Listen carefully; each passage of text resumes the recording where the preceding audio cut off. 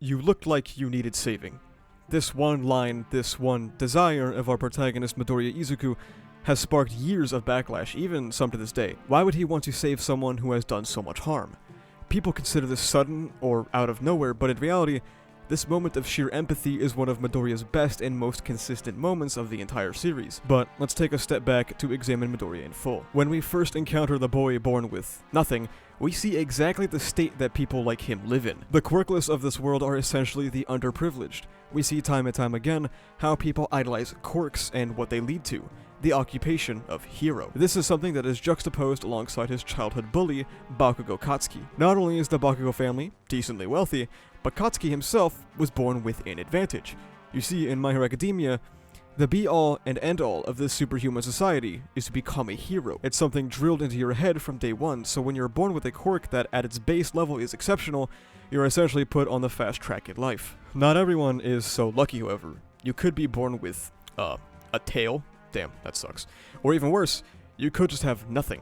And when you're born with nothing, not only will you feel like you can never match up with the expectations that society places on your shoulders, you'll also be on the receiving end of harassment. What Midoriya had to endure was around a decade of bullying and abuse for being born without a power, and to add insult to injury, Bakugo ended up getting away with his behavior entirely, as his potential in life placed him in a position where there were never any social repercussions for his discriminatory and cruel behavior. When you're a child and all you see around you is people thinking your very existence is wrong, and those people never get any backlash or repercussions, all you can do is believe that they're right. These events would have long-lasting ramifications for Midoriya Izuku's perception of self. These internalized, self-defeating thoughts manifest in his blatant disregard for his own body, putting it all on the line to save people when he finally does get power. Those feelings of inadequacy, that desire to live up to society's expectations, and that desperate feeling of needing to play catch-up cause him to destroy himself at every turn. He can't afford to be worthless anymore. He has one of the strongest powers in the world, and yet he still loses. He has, in his own ways, personal victories, but he doesn't see them as wins. He manages to change the path Todoroki walks, but still loses the sports festival. He saves Kota, but loses Bakugo. He defeats Overhaul, but Night Eye dies. Everything he does has this undercurrent of, if only I was a little bit better. This feeling of inadequacy and not being worthy of the power he was given is the purpose of the Overhaul arc. After All Might's fall in Kamino, Midoriya is tasked with carving his own path in the world without his guiding light. This is symbolized by him deciding to use kicks instead of purely punches, but also when Mirio asks him why he wants to be a hero. He wants to be just like All Might, a similar answer he gives to Shoto in the sports festival, but now he has to really think about what he wants. Speaking of Mirio, his purpose in this arc is to act as a foil for Midoriya. A narrative foil is a character that exists to contrast with another character in order to better highlight or differentiate certain qualities of the protagonist. An early example of this is Frankenstein, how he and his creature are literary foils of each other. In this instance, Mirio exists to show us why Midoriya is worthy of One for All. Not only is there some in-universe conflict about how Mirio should have gotten it, there is certainly some meta fan discourse about it. The primary scene is the alleyway scene, where Mirio wants to run off and avoid conflict because it's not a part of their plan, but Midoriya is ready to scrap with Chisaki right here and save Eri. He is someone who eludes all common understanding and is the physical embodiment of heroism. And the narrative even rewards Midoriya by allowing him to tap into his full power to do what this power was made to do: save a crying child. Him and Eri are the only two people that make it out of this arc unscathed, while Mirio ends up quirkless. This is something Midoriya himself still doesn't see, as he offers up One for All to Mirio while in the hospital. This is why it is all the more shocking when in the War Arc, Midoriya reduces himself to only One for All. The Paranormal Liberation War Arc basically functions as All for One, the quirk not the person, pursuing One for All, and Midoriya witnessing the side effects of Shigaraki's resolve. In his never-ending bloodlust and desire to achieve All for One's dreams, how many people have to get hurt? An answer that Midoriya himself seeks, as he jumps in at great risk to save his teacher. Deku vs Shigaraki is the culmination of a lot of things. This is Midoriya's moment, his moment to prove that he is a hero, to prove that he is worthy of One for All, as we think back to the pressure of expectation placed on those in this superpowered society. All he had ever been told is that he can't be a hero, and now a year or so after that, he is given his make or break moment. With all eyes on him, he will take down Shigaraki no matter what happens to him, as the vow he made himself in the provisional license exam arc falls for naught.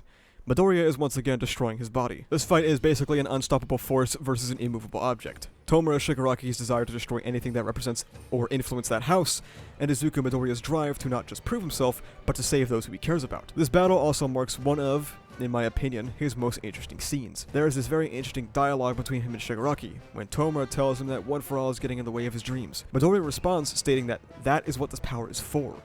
Just before that, Midoriya also thinks about how One For All is a power to defeat All For One. These two scenes combined give us Midoriya's current mental state. This war serves as a climax of sorts for Midoriya, because his lack of self-worth and the expectations resting on his shoulders has culminated in him dehumanizing himself, considering all he is One For All. The boy looking for purpose, looking for value, had found it. Not within himself quite yet, however, but within the power he was given. Seeing himself as the same worthless Deku who couldn't save a soul. The only way he could find any bit of self-worth is to consider himself One For All, the power his idol All Might held. One way to perceive it is that this fight is not Izuku Midoriya, but One For All, and the real Midoriya doesn't come out until the very end. At the end of their encounter, as the body-jacked Shigaraki flies off into the distance, Midoriya tells him how he looked. He looked like he needed saving. What led up to this, though? Why does Midoriya feel this way? Well, unfortunately for half of the casual fandom, they might have just skipped the very reason for this feeling. Yes! Caught his eye! Gentle motherfucking criminal. The Culture Festival arc of My Hero Academia is probably one of its most controversial in general. A lot of people are calling it filler or the dreaded mid. In reality, this arc is one of the most, if not the most important arcs for our main protagonist's growth. Yet everyone calls it filler. The arc introduces us to Gentle and La Brava, two villains who do a little hijinks so they can make YouTube videos. Doesn't really feel right to call them villains, huh? To dig a little deeper, Gentle's motivation is somewhat of an extrapolation on Midoriya's experience. Feeling that pressure of heroism peering at your back your entire life, which led to him crumbling after a mistake with his quirk. The way he internalized that desire for heroism wasn't just heroism, but recognition. He didn't go around hurting people and mostly use his quirk to escape. He just did petty crime to film and upload for validation. If someone, anyone, extended their hand and empathized with where he was coming from, perhaps his desire for fame wouldn't have wound up that way. That is the lesson Midoriya had learned from the Culture Festival arc. If you'd like a further dive into the arc and its themes, make sure you check out my video on it. If you hadn't pieced it together already, during Midoriya and Shigaraki's encounter in the Vestige Realm, Midoriya felt a similar feeling. In that very moment, he thought back to Gentle Criminal, as Shigaraki was being suffocated by the All For One vestige. Not just Gentle, he thought back to the first person he ever ran to save, Katsuki Bakugo. His desire to learn the motivations or learn what went wrong in people's lives, and the memory of Bakugo getting choked out by the sludge villain, made him rush to Shigaraki's side. This leads to my absolute favorite Deku moment in the entire story, Chapter 305 or Season 6, Episode 18. Nana Shimura poses a question to Midoriya. Can you kill Tomura Shigaraki? This moment perfectly encapsulates everything I want to see when it comes to Midoriya's writing. It's when we see him for the first time define his own hero ideology, the very thing that separates him from All Might. He grapples with the idea of killing Shigaraki, unsure if what he wants to do is the right thing. Would understanding Tomura help him save that crying little boy? He thinks back to people like Muscular, Overhaul, or Stain, all the people who refuse to back down and who are pure evil, but what made them that way? What led to Muscular's path of blood? What led to Stain's fervent ideology? The only people who truly understood were Gentle and La Brava, and understanding that origin changed him. He clenches his fist. Would it still lead to killing Shigaraki? He isn't in it to forgive Shigaraki's sins. He's completely acknowledged the hurt that he has caused, the lives he has taken, the people close to him he has hurt, and Deku doesn't forgive him. He says this much during the war arc. He will never forgive him, and he certainly tried to kill him during that arc. Midoriya, however, separates the idea of forgiving and saving. It adds a ton of nuance to Midoriya. He still feels the hurt and anger that Shigaraki had caused him, and through it all, comes to the conclusion that One For All is a power for saving. He doesn't know if it'll work, he doesn't know if it's the best path to take. Midoriya wants to save Shigaraki because nobody deserves to end up the way he did, an inverse kind of Shigaraki's motivation. But perhaps before Midoriya works on saving the primary antagonist, he should save himself. POW is his lowest in the series so far, seeing himself as a vessel purely to deliver One For All's justice, destroying his body repeatedly even after acknowledging he shouldn't, and the weight of expectations crushing him. Before he is in any state to take on the big bad, he should definitely get some time to work on himself. A lot of people are going to intentionally misrepresent or miss the point of this.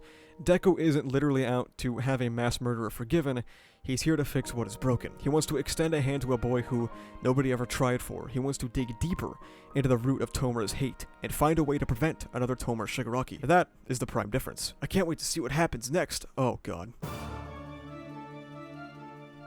Thank you so much for watching. If you like this video, please remember to like, comment, and subscribe for the funny YouTube algorithm. You can check the description down below to follow me on Twitter, where I'm objectively correct all the time. You can also join my Discord, where we talk about My Hero Academia, ReZero, Jujutsu Kaisen, and stuff like that. And you can also now become a YouTube member, which basically just gives you access to behind-the-scenes content, a little badge on comments, and live stream chats, and access to some emotes. Only do so if you want to support the channel, though. But that's about it, though. Thank you for watching. See ya.